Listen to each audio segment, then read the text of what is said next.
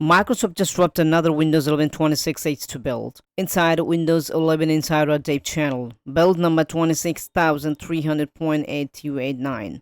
Hey, what's up guys? Welcome back to Sudama Lab, where we break down Windows updates in a way that actually makes sense. Today we're diving into Windows 11 26H2 build number 26300.8289, released by Microsoft in the update channel. And this update is not just about features, it's about Windows itself is evolving. Let's clear up the biggest confusion first. This build is based on Windows 11 25H2. That means the core OS is still 25H2, but 26H2 is enabled through an enablement packages there. And here is the interesting part. You can actually see this one on your PC. You just go to settings and then home and click on Windows Update, then scroll and update history, and then scroll and go to install updates. And here you go, Windows 11 26H2 Insider Refresh that is enabled via Feature Enablement Package. This is exactly how Microsoft rolls out major updates without reinstalling Windows. Faster updates, smaller downloads, less risk of breaking your system. Now let's talk about the biggest structural change. Microsoft's moving Dev Channel into new system. Dev Channel equal to experimental, part of the evolution of Windows Insider program. Here is how it works. Dev users move to experimental. Beta stays focused on near final features. Canary splits into different experimental branches. Why this matters? Microsoft is preparing early risky features in the experimental, stable upcoming features in the beta, and if you stay here, you're testing raw Windows ideas. Not just upcoming updates, you're testing the future direction of Windows. Now in this build, you're gonna see another thing, that is advanced option. If you go to advanced option, you can choose Windows 11 version 25H2 or 26H1 or feature platform. And then you can see feature flag is there. You just go there.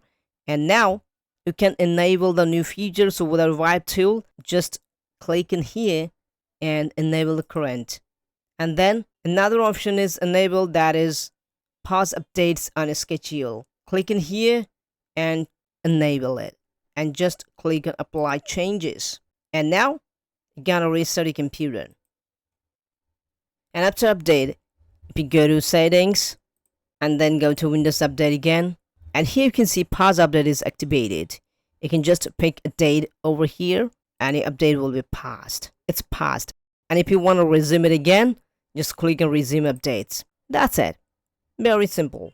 Here is something most users miss. Even if you don't see new features, you might already have them. Microsoft's using feature flags control feature rollout system. You can manually enable some features by going to settings, then Windows Update, then Windows Insider Program, and then feature flags. Here are some known issues. Feature state may show incorrectly, but toggling still works. This means two users on the same build can have completely different experience. Now let me give you one example. You can see in my machine there is no Movable Taskbar option, but another guy from Panama has discovered this ID and enabled the Movable Taskbar into his system. You can see over here. Microsoft is preparing for major backend shift, updating internal protocol printer driver PRNMS012. New hardware ID is introduced. Why? Because Microsoft's planning to phase out third-party printer drivers, move towards a more secure driver model, good for security, but could affect legacy printer later. Small fixes that matters, quick improvements in the build, better start menu click detection for left-aligned taskbar user, grid policy editor error fixed, timeline Roman updated for better Unicode rendering. These are subtle, but improve daily usability. If you're running this build, remember, desktop watermark is normal. Features roll out gradually. Some features may never release. You're literally testing experimental Windows concepts. And builds like this are shaping what Windows will look like in the next few years. If you found this video helpful, hit like button, subscribe to Sudama Lab for more Windows deep dives. And tell me in the comments, did you get your movable taskbar in your Windows? Thanks for watching, I'll see you in the next one.